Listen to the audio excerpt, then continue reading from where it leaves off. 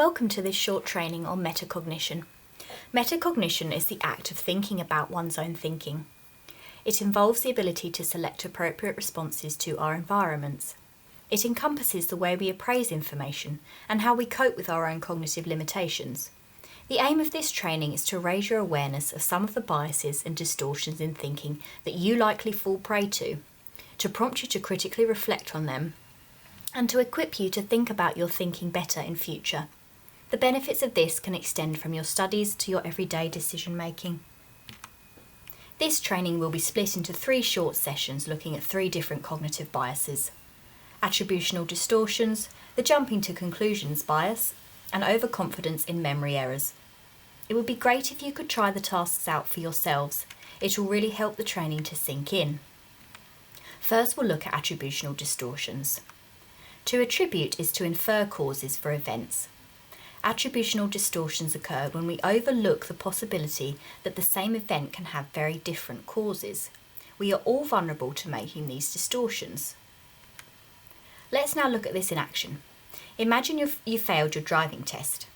For some of us, myself included, we don't have to imagine this, it actually happened. Let me ask you, which causes could have contributed to you failing the test? I want you to consider 3 different categories of reasons here. Think of a reason involving yourself, a reason involving others, and a reason involving circumstances or chance. Feel free to pause this video to give yourself time to think on this. What potential reasons did you come up with? For yourself, you might have thought about nerves or your lack of experience. For others, maybe you had a demanding examiner. As for circumstances and chance, they could have been bad weather conditions or lots of traffic. Now for a moment, reflect on your own attributional style.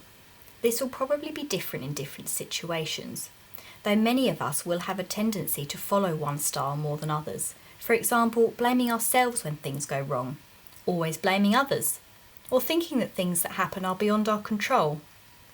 We can all fall prey to these distortions. This time, imagine that people are laughing whilst you are speaking. Consider what might have caused people to laugh. Remember to think about reasons involving yourself, others, and external circumstances. Pause the video again here to give yourself a chance to come up with various reasons. What potential reasons did you come up with? For yourself, you might have said because you're saying something very funny and others are laughing at it. For others, it might have been that someone else just did something embarrassing, so started laughing at themselves and then other people joined in.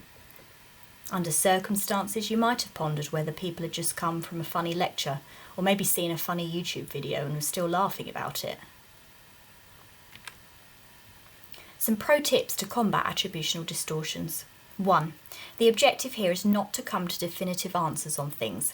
Rather, different possibilities should always be contemplated to avoid yourself falling into the trap of attributional distortions.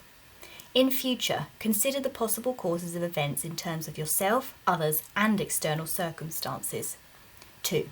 We should try to be as realistic as possible in everyday life. It is not justified to always cast the blame on others, just as it is not always our fault when things go wrong. 3. In fact, most of the time, multiple factors contribute to an event happening. Next, we'll look at the jumping to conclusions bias. Jumping to conclusions means making decisions without knowing the whole truth. Why do we do this? Well, it saves time, of course, it reinforces prior knowledge, and may even make us appear determined. The big disadvantage with this, however, is that it risks us making the wrong decision. A happy medium should be found between making a hasty decision and being overly lost in the detail. You may have experienced this yourself. I know I have. Making hasty decisions often leads to errors. So it's favourable, particularly when it comes to important or emotional issues, to consider as much information as possible. Let's try this one out. In the following slides, you'll see a series of pictures. At first, only one detail of the picture will be revealed, then another and another until the whole picture is revealed. Your task is to identify the object from a list of possible objects. When you think you have decided what the object is, I'd like you to estimate how likely you think it could be one of the other options. Is it likely, possible, unlikely? You can pause the video at any time, but don't skip to the big reveal. Could this be a shirt, a rocky hill, a cave, a girl, an old tent, or a fountain?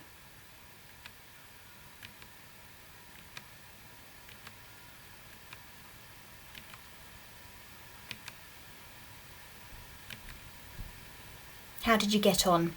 Were you hasty in your decision making? Did you give some thought to the other possible interpretations?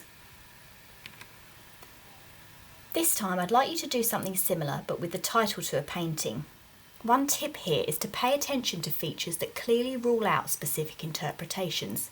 You'll have one slide which we'll ponder over for about 10 seconds or so. Could the title to this painting be A. Confession of adultery, B. Courtship, C. Announcement of a relative's death, D. The flower seller? Look closely for those clues.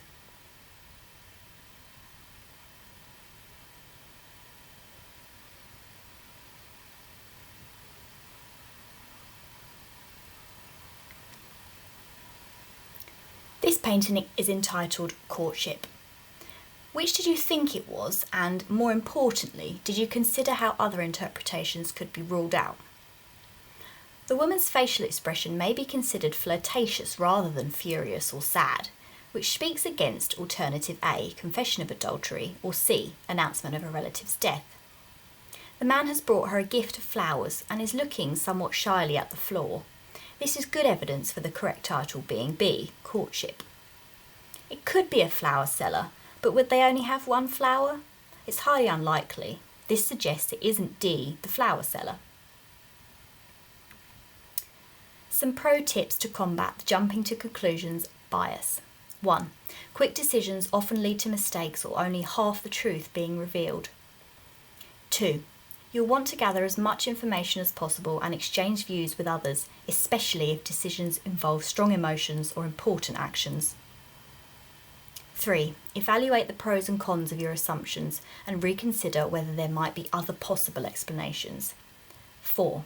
However, for events of minor importance, it is usually okay to decide quickly, for example choosing a yogurt brand or a dessert to order. And finally 5. Everyone makes mistakes. Always be prepared for the possibility that you are wrong and that that's okay.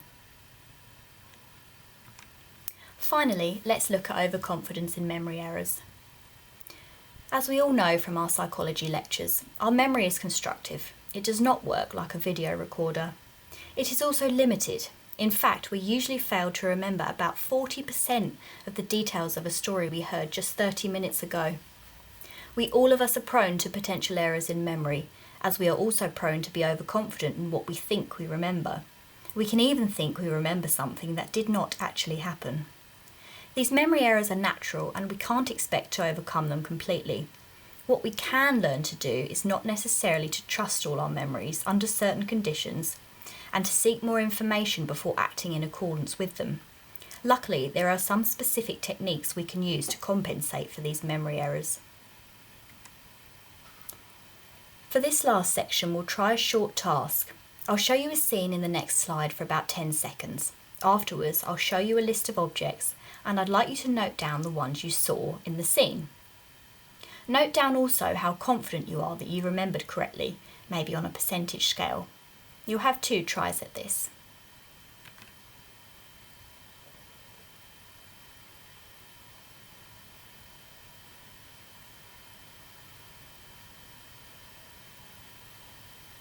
Did you get a good look? Which items did you see? Note them down. How confident are you?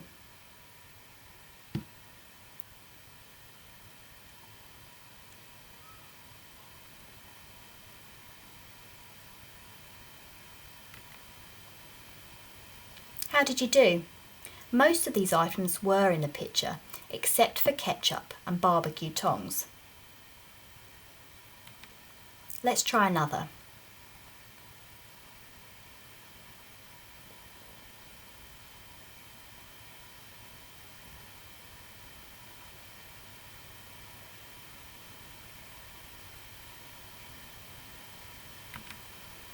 Which items did you see?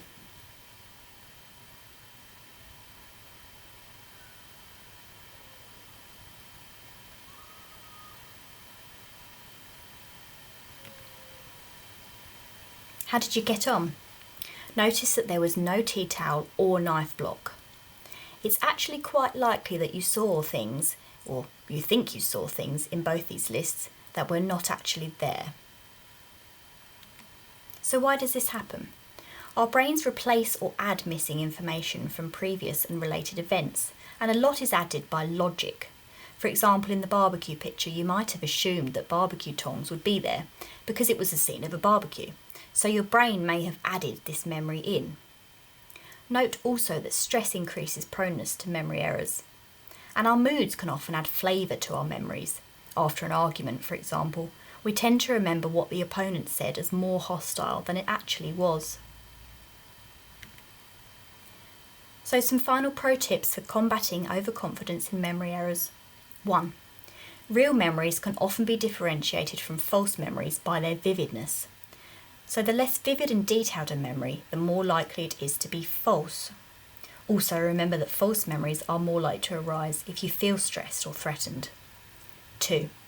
Avoid overstraining your memory. Whatever is written down is removed from the responsibility of your memory. 3. But still try to memorise things without using aids to keep your memory muscle in good shape. All that's left to say is thank you very much and congratulations. You have earned a medal in metacognitive training. We hope you take your new skills and knowledge into your studies and into your daily life to make better decisions.